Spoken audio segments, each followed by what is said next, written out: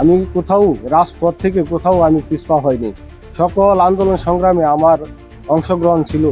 ইনশাল্লাহ আমি ভবিষ্যতেও যে কোনো আন্দোলন সংগ্রামে আমি ঝাঁপিয়ে পড়ব এবং ইঞ্জিনিয়ার আশরাফ ভাই অত্যন্ত ভালো মানুষ, ওনার সাথে থেকে আমি বিএনপিরা করতে চাই এবং পলাশতলী ইউনিয়নটারে আমি গতিশীল করতে চাই। রাজনীতির পথে দীর্ঘ পথ চলা আর দলের দুঃসময়ে রাজপথে সক্রিয় থাকা এক কর্মী বান্ধব মুখ মোবারক হোসেন কবির। নরসিংদীর রায়পুরা উপজেলার পলাশতলী ইউনিয়ন বিএনপির সভাপতি পদে এখন এই নেতার নামই মুখে মুখে। তৃণমূল নেতাকর্মী থেকে শুরু করে সাধারণ মানুষের প্রত্যাশা আগামী দিনে নেতৃত্বে আসুক একজন পরিচিত সৈনিক। স্থানীয়রা জানান, বিগত সময়ে রাজনৈতিক নিগ্রহ দফায় দফায় মামলা এবং কারাবরণ করেও আদর্শ থেকে বিচ্যুত হননি কবির। প্রতিকূল পরিবেশও মাঠ ছাড়েননি এই নেতা। তাই সংগঠনের চাকা সচল রাখতে এবং তৃণমূলকে আরো শক্তিশালী করতে তার বিকল্প দেখছেন না স্থানীয় যুবদল ও স্বেচ্ছাসেবক দলের নেতৃবৃন্দ। কারা নির্যাতিত, সুশিক্ষিত, সমাজের বলিষ্ঠ একজন নেতা।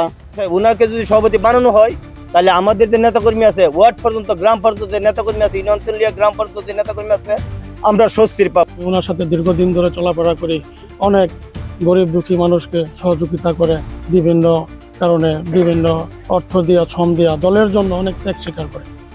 বিএনপির সভাপতি হিসেবে পলাশতলী ইউনিয়নের আমাদের কবির ভাইকে যাতে দেওয়া হয়, দিলে আমরা মাঠ পর্যায়ে যারা আছি আমাদের একটা শক্তির সঞ্চার হবে। তো কবির ভাইয়ের যে সভাপতি প্রার্থী দেয়, ওনার মতন এমন একটা লোক আমি মনে করি যে পলাশতলী ইউনিয়নে যায়। ইতিমধ্যে মোবারক হোসেন কবিরের সমর্থনে একত্রিত হয়েছে ইউনিয়ন যুবদল ও স্বেচ্ছাসেবক দলের শীর্ষ নেতারা। তাদের দাবি, প্রান্তিক পর্যায়ে যার গ্রহণযোগ্যতা সবচেয়ে বেশি তাকেই যেন দায়িত্ব দেয় কেন্দ্রীয় উপজেলা নেতৃত্ব।